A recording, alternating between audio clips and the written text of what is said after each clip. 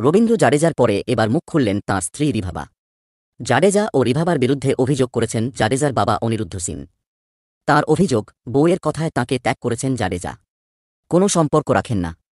সেই অভিযোগ নিয়েই মুখ খুলেছেন রিভাবা, জাডেজার স্ত্রী হওয়ার পাশাপাশি গুজরাতের জামনগর উত্তর বিধানসভার বিজেপি বিধায়কও রিভাবা। দলীয় একটি কর্মসূচিতে তাঁকে শ্বশুরের করা অভিযোগ নিয়ে প্রশ্ন করা হয়।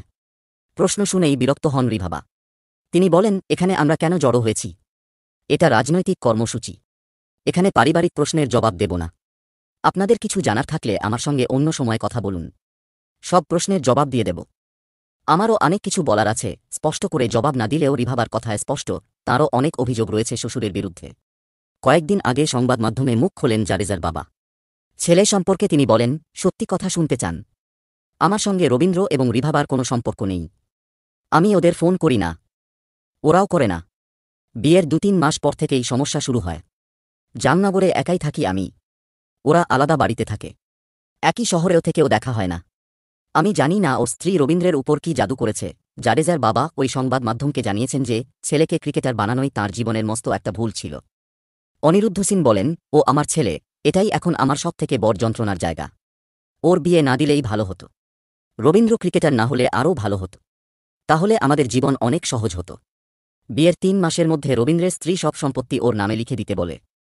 আমাদের পরিবারের মধ্যে বিভেদ তৈরি করে দেয় রিভাবা। ও পরিবারের সঙ্গে থাকতে চায়নি, স্বাধীন জীবন চেয়েছিল। আমি ভুল হতে পারি, নয়নাবা, জাডেজার বোন, ভুল হতে পারে, কিন্তু কি করে পরিবারের আরও ৫০ জন ভুল হতে পারে? ওদের সঙ্গে পরিবারের কারও কোনো সম্পর্ক নেই। জাডেজার মেয়ের মুখ বহুদিন দেখেননি বলেও দাবি অনিরুদ্ধ সিংয়ের। তিনি বলেন, কোনো কিছু লুকোতে চাই না। গত ৫ বছরে নাতনির মুখ দেখিনি। সবকিছুই দেখে রবীন্দ্রর শ্বশুরবাড়ির লোকেরা। সবকিছুর মধ্যে ওরা মাথা গলায়। রবীন্দ্রর টাকার দিকে ওদের নজর। বাবার করা সব অভিযোগ অস্বীকার করেছেন জাডেজা। তিনি সমাজ মাধ্যমে পোস্ট করে লিখেছেন, এটা একটা সাজানো সাক্ষাৎকার।